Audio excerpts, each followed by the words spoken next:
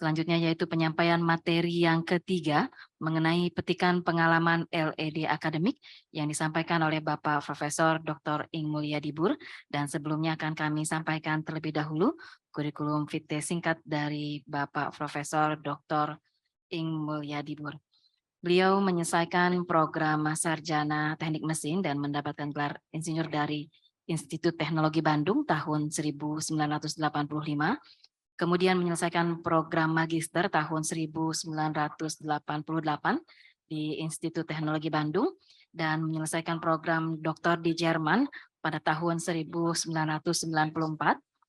Kemudian pada penelitian beliau juga sudah banyak yang dihasilkan atau karya penelitian yang dilakukan, terutama spesialis di bidang numerical and experimental structural dynamic dan design and construction of machinery.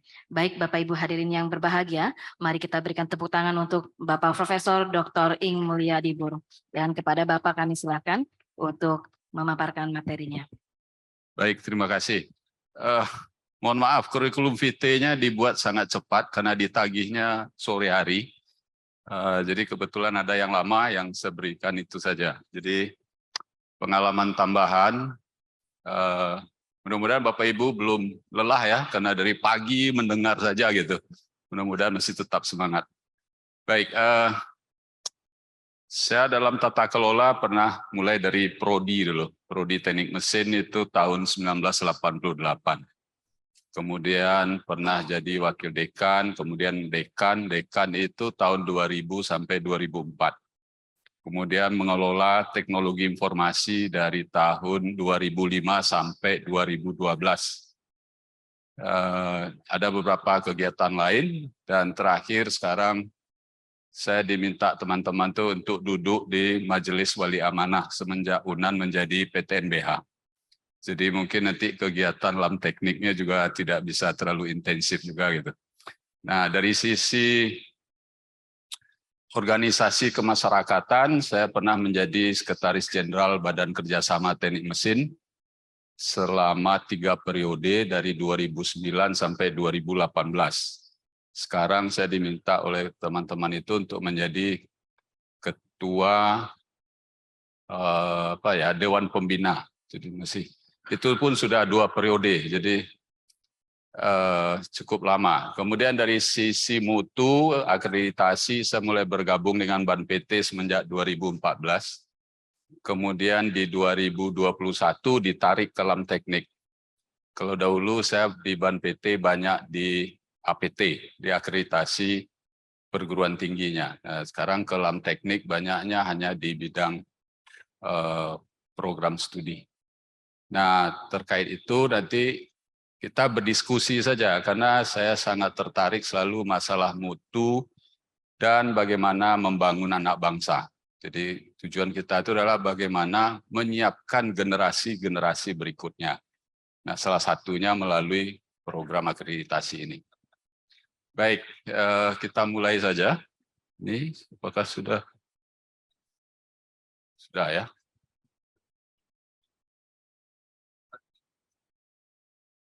Oh, kena jalan deh. Oke. Baik, ini kenapa perlunya akreditasi kalau kita lihat ya. Ya, itu satu keharusan. Di negara kita emang diharuskan, tapi nggak tahu ke depan apakah itu jadi semacam pilihan.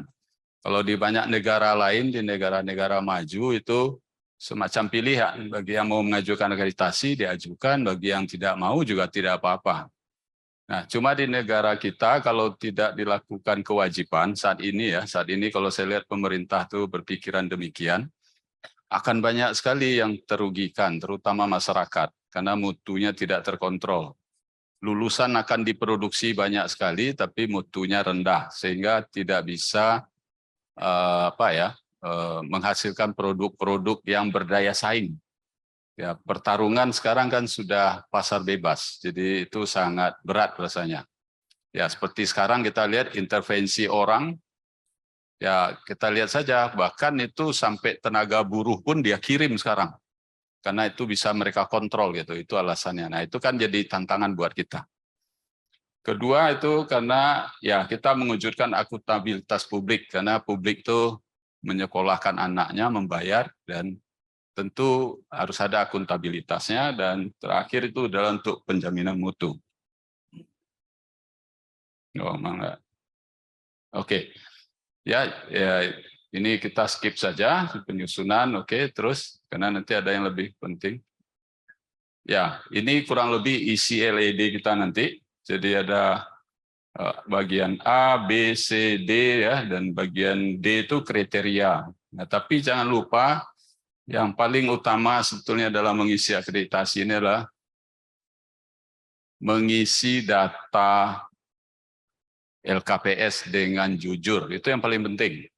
Walaupun nanti kalau kita lihat jujur itu nomor 7 ditaruh ya, tapi kalau menurut saya itu nomor 1 itu, karena kita mau melihat cermin diri kita.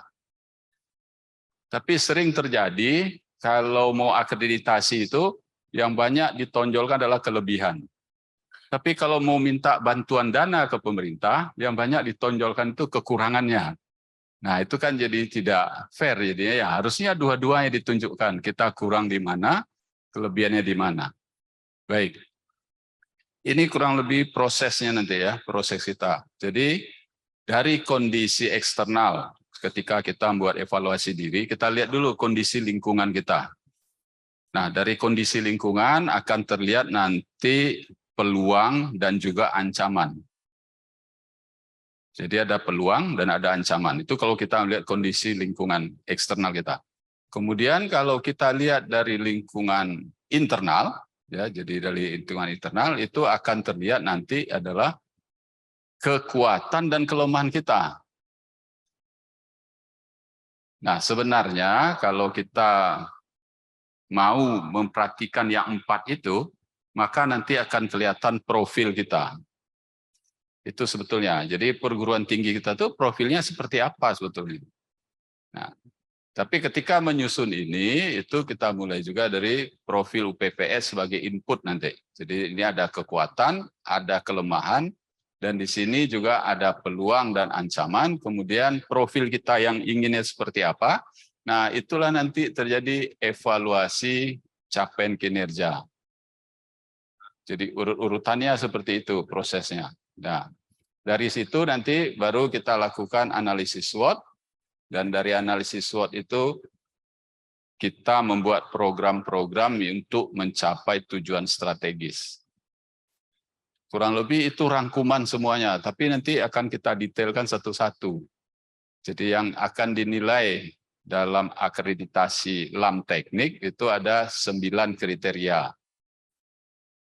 Dari pengalaman kami ketika melakukan asesmen, banyak mengatakan misalnya kami punya kemampuan seperti A, B, C, D, tapi tidak ada di LAM teknik. Itu bisa jadi karena nanti yang kemampuan A, B, C, dan itu mungkin dipakai untuk akreditasi yang lain. Kalau LAM teknik dia melihat yang 9 kriteria ini. Jadi bukan berarti yang lain itu tidak berguna atau tidak bermanfaat. Bukan berarti seperti itu. Sama lah nanti kalau Bapak Ibu mau akreditasi IAB, lain lagi instrumennya. Mau akreditasi apa ONQE misalnya dan lain lagi ininya apa instrumen yang digunakan. Jadi tergantung dari pihak mana kita akan melakukan akreditasinya.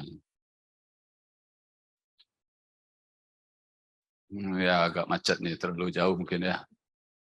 Oke, ya ini kalau kita lihat mulainya tuh dari visi misi.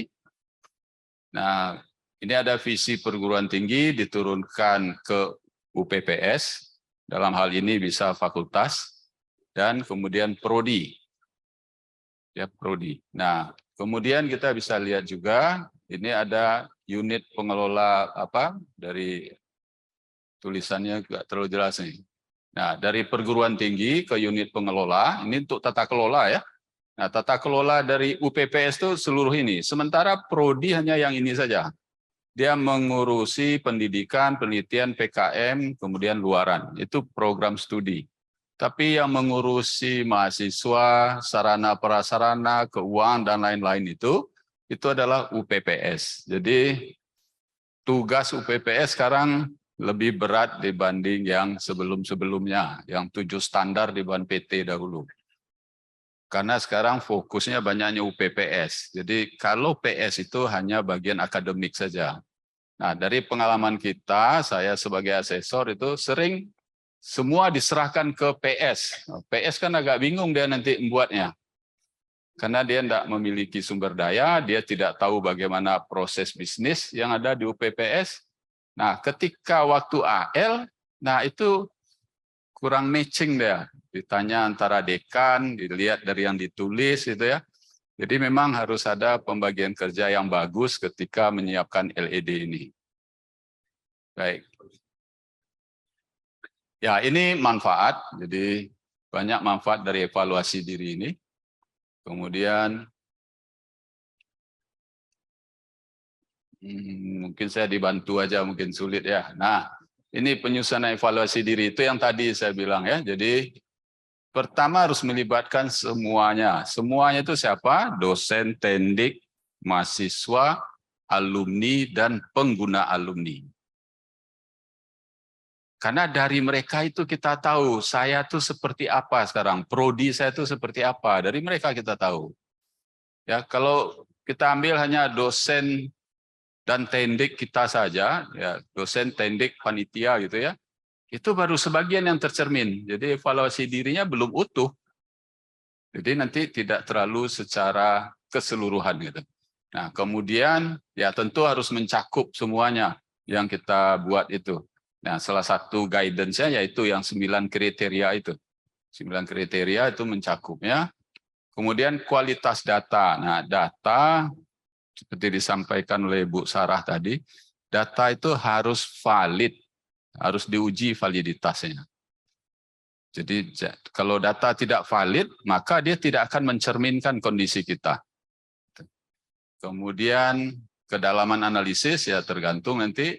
Kemudian pendekatan inovatif kreatif, dan ini rencana pengembangan. Nah, ini ditaruhnya di nomor 7, kejujuran. Harusnya itu di nomor 1 menurut saya, supaya kita terlihat benar, inilah kondisi kita sekarang. Prodi kita itu seperti ini sekarang. Ada kekuatannya, ada kelemahannya. Nah, kelemahan ini yang akan kita lakukan improve, kita lakukan perbaikan-perbaikan dengan membuat program-program pengembangan. Ya, ini yang baru tadi sudah dijelaskan baik oleh Pak Nas maupun Bu Maya tadi ya. Jadi saya skip saja. Nah, ini juga ini data sarana prasarana, dan ini yang baru data K3L tadi sudah dijelaskan oleh Pak Nasruddin tadi. Kondisi eksternal seperti yang tadi saya bilang, kita harus melihat kondisi eksternal kita secara makro dan mikro. Siapa pesaing kita di situ? Kita tuh berada di peringkat berapa? Apakah di tingkat lokal kayak apa? Di nasional seperti apa? Di internasional seperti apa? Nah, kemudian apa peluang-peluang yang ada ketika kita ingin berkembang? Nah, baru setelah itu kita lihat kondisi internal kita. Ya, ini contoh saja. Nah, dalam menyusun LED nanti, jangan lupa juga dilihat matrik penilaian. Kita sudah mengikuti semua panduan, ya, panduan dari penyusunan LED, tapi tanpa melihat matrik yang mau dinilai, khawatirnya yang kita jelaskan itu tidak menyasar langsung pada matrik penilaian. Nah, asesor itu acuannya hanya matrik penilaian. Itu, semua asesor mengacu pada matrik penilaian. Kalau dia ragu, dia tanya waktu AL. Tapi kan bagusnya itu asesor tidak ragu. Jadi ketika AL itu dia sangat cepat sekali mendukung LED kita. Paling dia menanya apa yang kurang lagi, dia tambahkan untuk menaikkan skor. Ya. Baik. Profil ini ada yang harus dijelaskan. Sejarah ini tidak ada masalah. Nah, ini yang sering lupa menjelaskan tentang mahasiswa lulusan, dan ini ya dosen tenaga kependidikan itu sering sekali tidak konsisten. Di profil dia menjelaskan jumlah dosennya sekian, tapi ketika dilihat nanti di bagian sumber daya manusia di kriteria berapa ya? 5, 4 atau 5 ya, 4 mungkin. 5 itu keuangan, 4 ya sumber daya manusia. Ternyata tidak cocok jumlahnya. Demikian juga jumlah mahasiswa. Hati-hati nanti dengan data kohor. Itu tabel 8C kalau nggak salah saya tadi. Itu sering yang keliru menuliskannya. Itu adalah tabel kalau tidak dilibatkan mahasiswa apa namanya? Yang non reguler. Nah itu. Jadi hati-hati nanti. Jadi sebetulnya di setiap tabel pun itu sudah ada petunjuk ini. Ini untuk mahasiswa apa, ini untuk apa. Jelas itu semuanya. Cuma kadang, mohon maaf, sebagian kita lebih cenderung melihat borang apa LED prodi yang lain yang sudah dapat A misalnya, supaya kita ingin A, lihat prodi orang LED-nya yang A. Padahal tidak bisa seperti itu dia. Yang bagus tuh baca saja pedoman penyusunan LED, itu yang paling bagus. Karena di pedoman itu sangat rinci dan tidak akan meragukan, jelas panduannya. Nah, itulah yang seperti dibilang Pak Nasruddin tadi. Karena lihat begitu bagus, LED orang diambil di Kopas. Nah, lupa mengganti judul-judulnya, lupa mengganti nama universitas.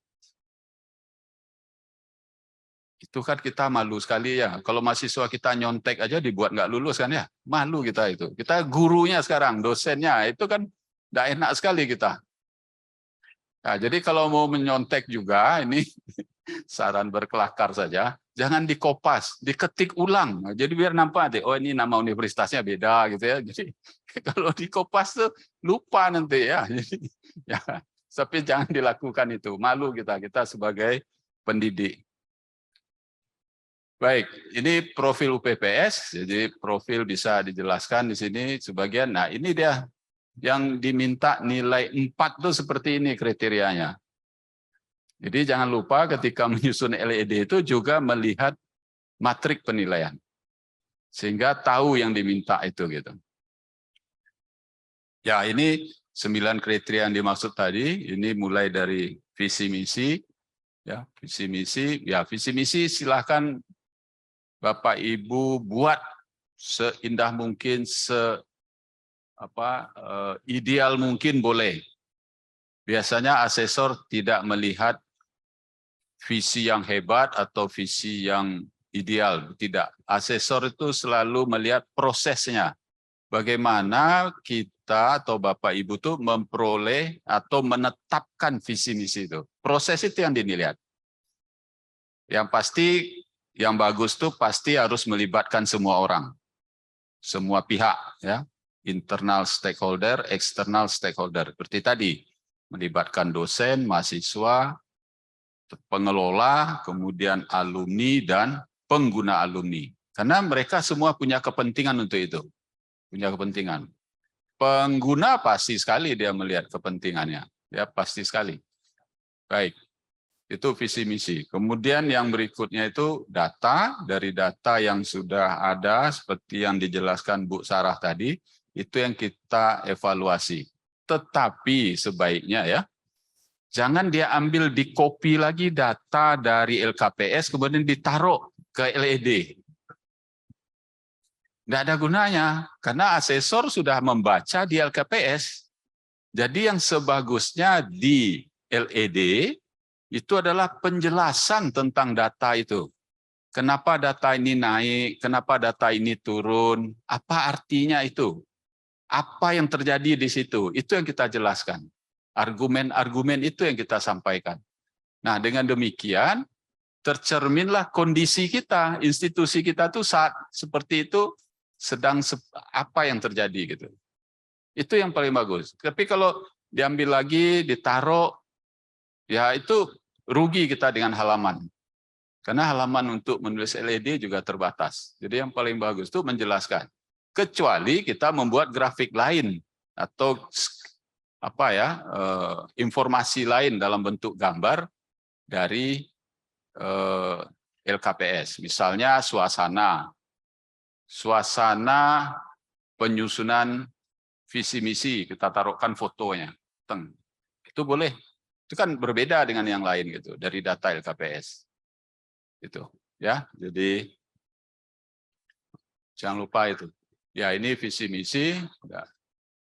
Nah, visi misi sekarang masih belum banyak berubah ya, terutama di prodi. Di prodi umumnya masih terlalu terikat oleh UPPS. Mestinya dia lebih ke saintifik, ke keilmuannya. Sehingga tercermin, kalau saya mau ke prodi ini, apa kekasan yang akan saya dapatkan dibanding prodi yang lain. Itu sebetulnya yang lebih bagus kita tonjolkan. Jadi bukan lagi institusinya yang kita utamakan. Jadi sudah ke keilmuannya. Oke. Ini contoh lain visi misi. Di sini ada ini penilaian supaya 4 itu apa? Dituliskan. Jadi nampak di sini. Nah, itu harus kita berikan informasinya di dalam sini. Sehingga asesor nyaman membacanya, langsung dia bisa lihat. Oh, ini memang sudah 4. Karena yang diminta poin 1 ada, poin 2 ada. Ini dia di visi misi ya. Visi mencerminkan visi perguruan tinggi, ini turunan tadi. Visi misi tujuan strategi, saran dan seterusnya. Itu nampak. Nah, itu akan menguntungkan baik bagi kita yang menulis dan asesor yang membaca. Bisa lebih tepat sasaran yang dia baca itu. Oke, ini sama. Ini visi misi untuk sama ini D1. Oke, 4. Nah, ini ada di bagian tata pamong kepemimpinan dan kerjasama. Ini biasanya di kriteria 2. Nah, ini yang paling bisa menulis ini memang pimpinan ini. Kalau prodi disuruh susah dia. Susah ini kalau disuruh prodi. Prodi menjelaskan tentang kepemimpinan dekannya sulit ya. Ya, kemudian kerjasama yang dibangun itu seperti apa? Kenapa bisa terjadi kerjasama? Nah, itu prodi agak akan kesulitan di sini. Jadi ini memang sebaiknya pimpinan. Tapi seperti tadi dibilang, pimpinan mungkin tidak punya waktu. Nah, salah satu cara yang bagus itu kita wawancara saja. PS itu kan sudah tahu apa yang dinilai dari matrik. Nah, itu diwawancara. Diwawancara pimpinan kita itu. Nanti kita tuliskan. Karena kalau pimpinan duduk menulis itu kadang tidak punya waktu juga beliau. Karena akan mengikuti rapat, mengikuti ini, mengambil keputusan, dan seterusnya. Jadi PS bisa berinisiatif membuat jadwal dengan UPPS kapan diwawancara tentang ini, tentang ini, tentang ini. Itu. Nah, tentu dari pembicaraan itu harus didukung oleh data LKPS kan? Kan kita sudah punya data LKPS. Cuma wawancaranya nanti diarahkan untuk mengejar ke arah nilai ini. Jadi apa? Sinkron dia langsung yang kita jelaskan di LED dengan yang diminta oleh penilaian dan ada bukti pendukung dari LKPS atau baik dalam bentuk data, angka ataupun dokumen-dokumen lain. Itu caranya. Oke. Ya, ini butir-butirnya bisa dilihat sini A, B, ini yang ditanya nanti. Nah, tinggal mengisikan di sini apa isinya melalui membantu wawancara pimpinan dan ini adalah skornya. Oke, ini terus ini masih tata pamong ya. Sama ini butir-butir nanti. Oke. Ini untuk bidang mahasiswa. Prinsipnya sama juga untuk mahasiswa itu seperti dengan tata pamong tadi. Nah, tapi di mahasiswa tentu saya belum tahu. Di sini mungkin masih wakil dekan 3, Pak ya. Wakil dekan 3 itu masih kemahasiswaan ya. Nah, di situ kita bisa tanya nanti dengan wakil dekan 3 untuk UPPS ya. Ini ya. Ini ada untuk ini yang dinilai itu apa? Mulai konsistensinya, kualitas input mahasiswa, daya tarik mahasiswa, prestasi mahasiswa, efektivitas sistem layanan bagi mahasiswa. Ini dari data LKPS ada semua. Mahasiswa kita masuk berapa yang mendaftar, berapa yang lulus itu ada semua. Itu tabelnya pasti ada di LKPS. Ya. Kemudian berikutnya ini sumber daya manusia. Input untuk mahasiswa itu sangat sedikit, hanya 2 butirnya kalau nggak salah saya. 2 cuma yang ditanya. Tapi outputnya yang banyak nanti. Publikasi mahasiswa, prestasi mahasiswa itu banyak. Itu di bagian belakang kalau nggak salah saya. Outputnya yang banyak, inputnya 2 cuma. Baik, ini untuk sumber daya manusia. Ini sumber daya manusia juga menyangkut kebijakannya apa, kemudian penilaiannya. Ini bagaimana merekrut SDM, ya, kemudian profil SDM, kemudian pelaksanaan kebijakan. Nah, di sini ada 2 syarat peringkat yang sering orang terganjal. 1, jumlah mahasiswa S3 di DTPS kita. 2, jabatan lektor kepala. Itu sering terganjal. Nah, itu memang jadi persoalan tata pamong. Seperti apa fakultas atau UPPS dalam mengelola SDM-nya. Apakah memang ada perhatian untuk kepangkatan, apakah ada warning system, oh ini Anda sudah harus mengusul naik pangkat, ini harus pergi sekolah. Nah, itu kan bagian dari tata pamong. Nah, 2 poin itu banyak yang terganjal, tapi seperti dibilang oleh Pak Nas tadi, sistem di dalam teknik, kalau memang terganjal di 2 itu, ada kurun waktu 6 bulan untuk melengkapi. Siapa tahu ini sedang proses naik pangkat, atau ini sedang sekolah mau selesai, nah itu ditunggu dalam waktu 6 bulan. Dan dari fakta yang terjadi, itu banyak yang naik peringkat dari baik menjadi baik sekali. Karena nilainya sudah 320, 330, tetapi syarat peringkatnya tidak terpenuhi. Nah, diberi tenggat waktu 6 bulan. Biasanya terpenuhi sehingga dia naik jadi baik sekali. Ini di bagian apa? Sumber daya manusia. Ini dia. Kemudian ya, sarana prasarana, nilainya ada, sarana prasarana tentu lingkungan kita. Seperti apa yang paling penting dilihat oleh asesor itu biasanya adalah sarana laboratorium. Seperti apa laboratorium kita? Ya tentu yang dilihat ruang dosen, ruang kuliah, dan peralatan laboratorium itu biasa dikunjungi. Dan terakhir kadang juga dilihat sistem IT-nya. IT-nya sudah mendukung atau belum. Dalam banyak kasus di LED itu diklaim semua sudah bagus IT-nya. Tapi asesor ada cara juga triknya. Ya, ini dibocorkan saja, enggak apa-apa biar tahu nanti semua. Triknya apa? Ditanya Pak Dekan. Pak Dekan dosen kan ya? Ya, masih mengajar? Masih. Coba tunjukkan ke kami nilai mahasiswa yang Pak Dekan ajar di semester ini. Pak Dekan langsung bilang, password saya apa ya? Password. Nah, kalau udah seperti itu berarti Pak Dekan ini tidak pernah menggunakan sistem informasi akademik. Itu ketahuan langsung. Dan seperti itu asesor bertanya seperti itu. Ya, tidak bisa, dia bercerita udah bagus ya, bahwa sistem informasi akademik kami kayak gini, kayak gitu, boleh.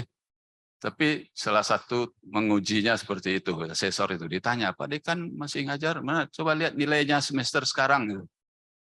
Lupa, passwordnya siapa ya? Nanti datang teknisi isikan. Itu kan artinya Pak Dekan selama ini tidak menggunakan sistem informasi akademik. Itu salah satu cara. Jadi kalau memang itu berjalan, ya semua kita, bahkan rektor pun akan bisa mengakses itu. Itu baru menunjukkan bahwa IT itu sudah jalan. Jadi bukan persoalan, kalau dulu berapa KBPS, berapa ini, itu nggak laku lagi. Karena sekarang KBPS orang itu udah tinggi-tinggi semua. Ya, kalau dulu kan target dikti itu per mahasiswa hanya 5 KBPS. Itu udah terlampaui semua sekarang. Semua pasti udah terlampaui. Orang berlangganan sekarang ukurannya sudah ratusan mega atau mungkin 1 tera, udah besar. Karena harga bandwidth makin murah gitu.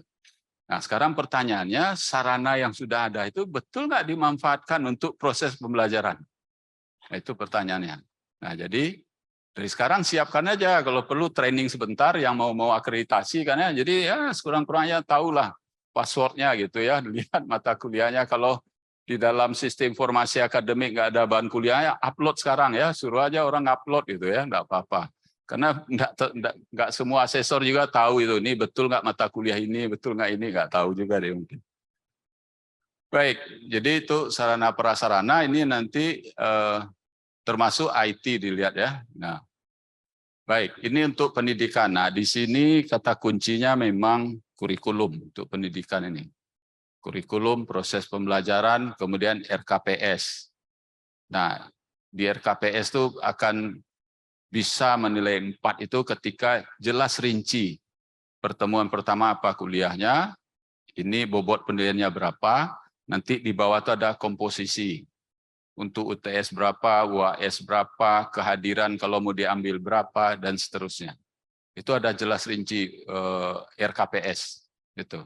Nah, kalau itu ada, nah kadang, ya ini kadang juga nih, mendetek asesor itu yang paling mudah ketika asesor datang, mau datang itu searching di internet. Ini asesor ini belajar, mengajar atau mengampu mata kuliah apa. Karena paling asesor itu datang yang dia tanyakan mata kuliah yang dia ampu, karena itu yang dia tahu persis. Nah, kalau udah tahu itu kan sekurang-kurangnya yang berbau mata kuliah itu kita siapkan sesempurna mungkin. Siapkan selengkap mungkin itu.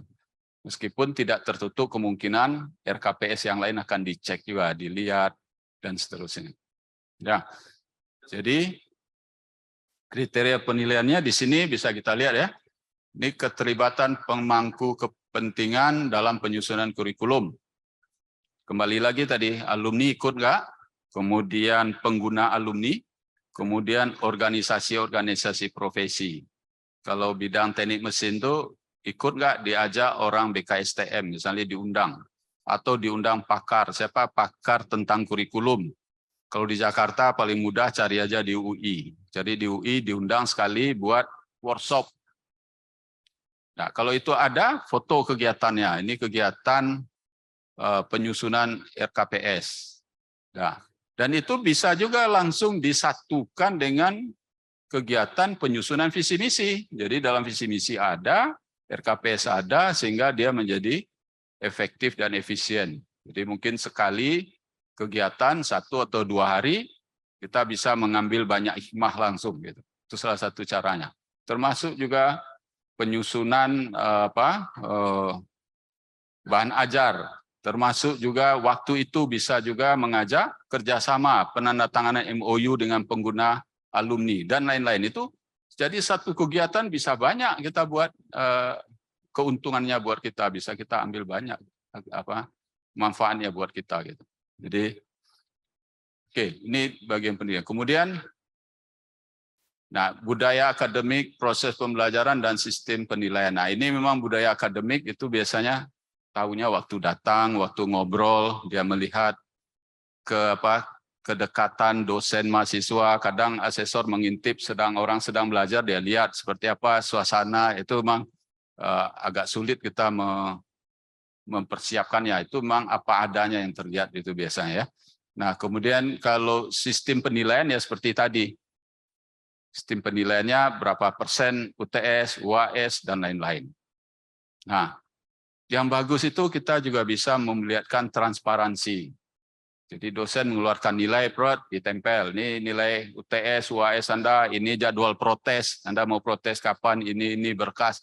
Kalau seperti itu, transparansinya sangat bagus. Jadi transparansi jangan diartikan hanya untuk keuangan saja. Tapi dalam sistem penilaian itu kita bisa transparan juga. Itu akan sangat bagus penilaian oleh asesor. Kemudian ketersediaan capstone design ini tadi sudah dijelaskan ya, penyelenggaraan Merdeka Belajar sudah juga, terintegrasinya kegiatan penelitian pengabdian masyarakat dalam proses pendidikan. Nah, itu bisa saja nanti ada bagian dari penelitian yang diintegrasikan ke dalam pembelajaran. Dan atau PKM bisa juga. Baik, nah ini indikator, sama nanti bisa dibaca, ini capstone design indikatornya. Ini penelitian. Nah, penelitian ini yang paling lemah selalu adalah roadmap. Sering kita tanya, enggak punya roadmap. Ini roadmap penelitiannya apa? Nah, kalau prodi belum punya roadmap, itu kan artinya uangnya meneliti untuk suka-suka aja. Saya suka meneliti ini sekarang, saya suka meneliti ini saja. Itu kan jadi boros atau mubazir. Tapi kalau punya roadmap, punya harapan, ada satu titik yang mau kita capai. Dan itu akan bagus lagi kalau roadmap itu tidak hanya di prodi, tapi sampai turun ke bidang ilmunya. Ya, kalau orang teknik mesin kan biasanya ada kelompok besar.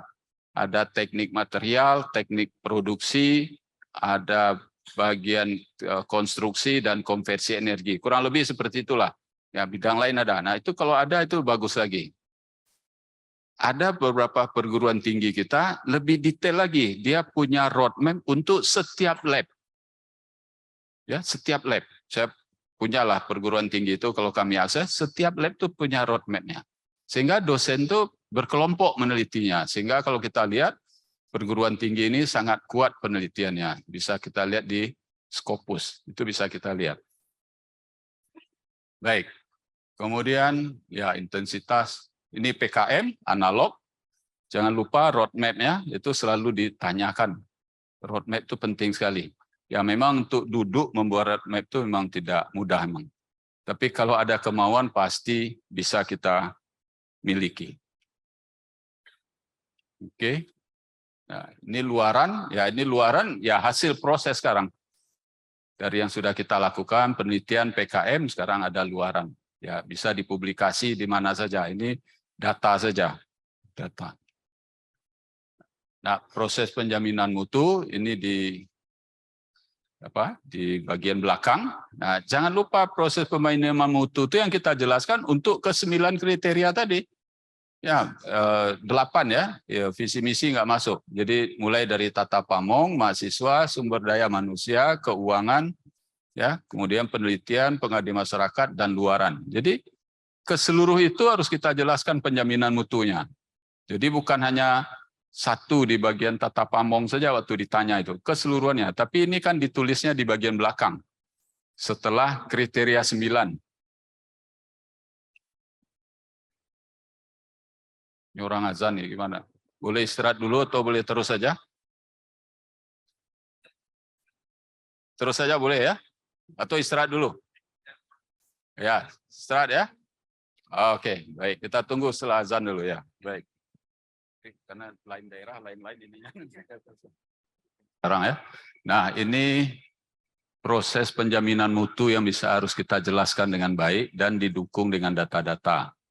Mulai dari di sini ya, itu tadi kan datanya sudah ditunjukkan oleh Bu Maya tadi ya.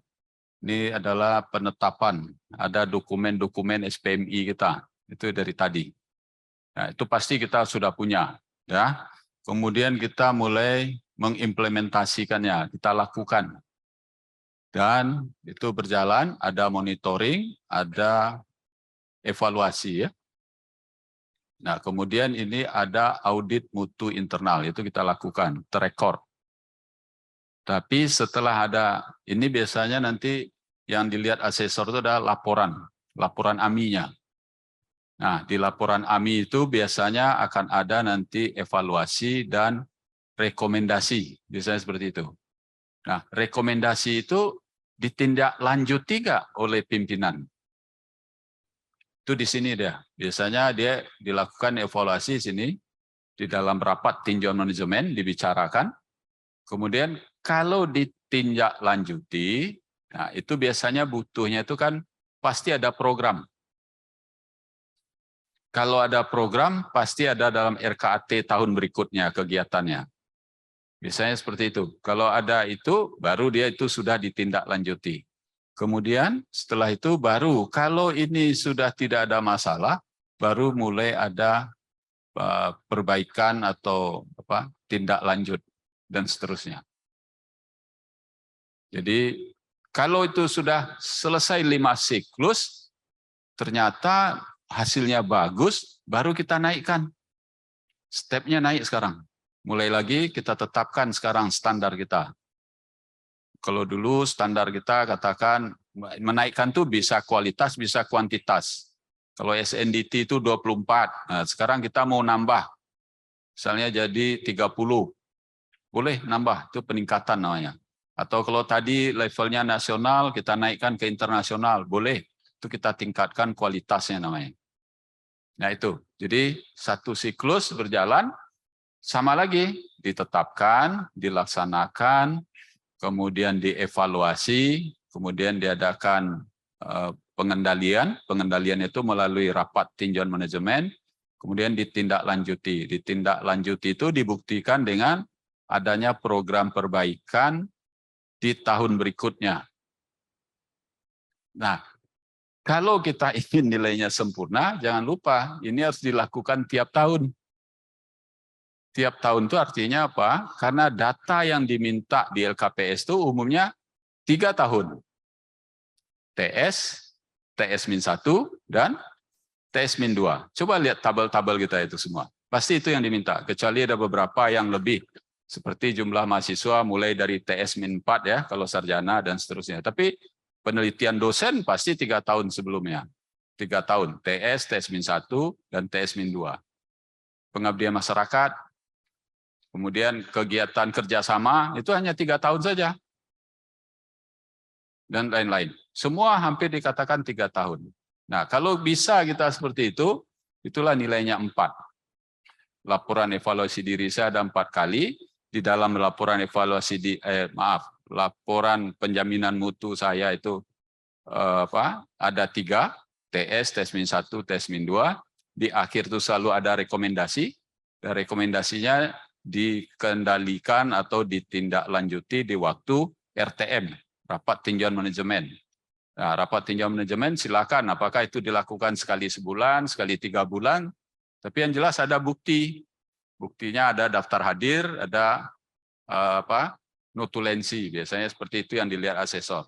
Oh, ini kami melakukan rapat tinjauan manajemen, buktinya apa? Ya, kadang foto saja. Nah, kalau foto kan tidak mencerminkan ini foto pertemuan apa kan tidak tahu. Tapi kalau ada daftar hadir, kemudian ada notulensi rapat waktu itu, apa yang diputuskan dan seterusnya, ya udah, itu yakin dia. Karena memang nilai itu pun tidak bulat dibuatkan gitu ya. Nilai itu kan range-nya 1, 2, 3, 4. Kalau tidak komplit dia kasih 3,5. Kalau sangat kurang komplit 3/4. Nah, itu boleh asesor membuat seperti itu. Karena ya itu tadi bukti-buktinya tidak meyakinkan dia untuk mengasih nilai 4. Tapi kalau sudah meyakininya, buktinya sahih, maka nilainya pasti 4. Coba diperhatikan nanti matrik penilaian. Pasti ada di situ. Ada bukti sahih, ada bukti sahih. Selalu kayak gitu kalimatnya. Ya. Dokumen pendukung sebagai bukti sahih gitu. Jadi kalau itu cukup ya pasti 4 nilainya. Oke, ini PPEPP, ya ini kepuasan pengguna, nah ini dia ya layanan manajemen ini dan lain-lain. Ini dia. Oke. Nah, ini program pengembangan berkelanjutan. Jadi setelah kita lakukan penjaminan mutu ditambah dari analisis SWOT kita tadi, maka kita udah nampak itu kekurangan kita di mana, kekuatan kita di mana, peluangnya seperti apa, baru kita buat program-program strategis untuk mencapai tujuan kita. Makanya ini di bagian akhir, di nomor, kalau nggak salah saya itu sudah nomor 66 atau 68 ke bawah itu, udah di ujung-ujung dari bagian akhir.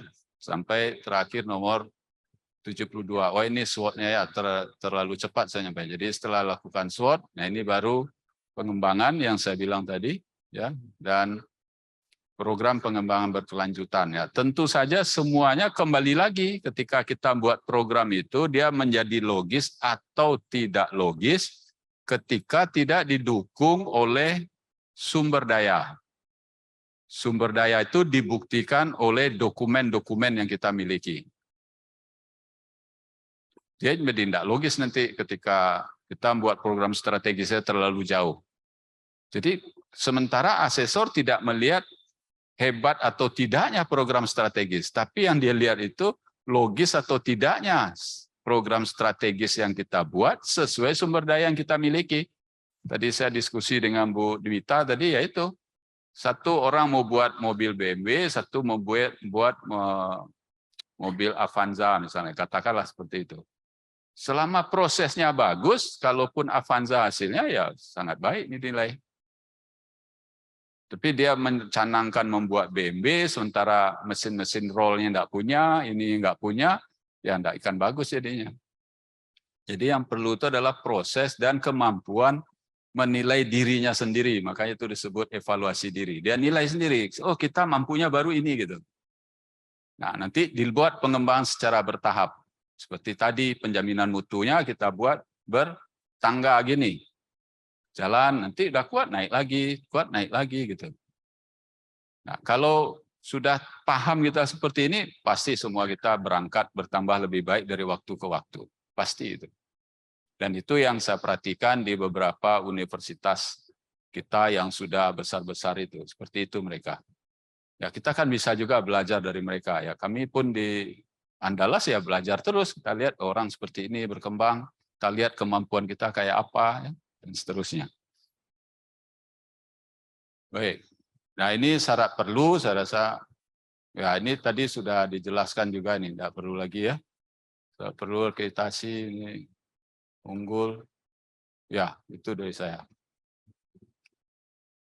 Baik, dari saya ya. Jadi terlebih dan kurang mohon dimaafkan. Jadi kita di sini peer group, jadi kita sejawat. Tidak ada, mungkin hari ini saya memberi ceramah gini, esok lusa bagian dari Bapak Ibu datang memvisit ke tempat kami di Andalas, melakukan akreditasi dan lain-lain. Jadi kita hanya peer group sejawat, saling bertukar pengalaman, saling bertukar informasi.